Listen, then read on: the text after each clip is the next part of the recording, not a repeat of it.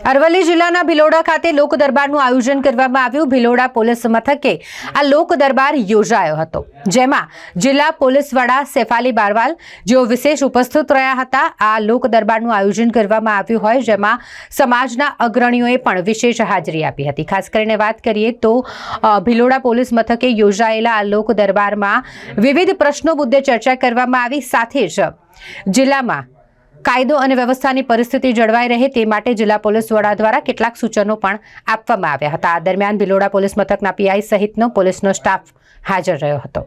आज Bhiloda police station की मुलाकात ली गई है, जिसमें जो हमारे भिलोड़ा टाउन के जो आगेवान हैं उनके साथ एवं एक लोक दरबार का आयोजन किया गया, जिसमें लोगों के साथ बहुत अच्छी चर्चा हुई। ट्रैफिक के इश्यूज़ डिस्कस किए गए। ड्रग अवेयरनेस प्रोग्राम्स का भी अब आयोजन यहाँ होगा। बहुत सारे जो इश्यूज़ थे, जो दोनों ही तरफ से पुलिस की भी अपील थी कि जो ट्रैफिक रूल्स हैं उसका भी नियम का उल्लंघन ना किया जाए और पालन की जाए।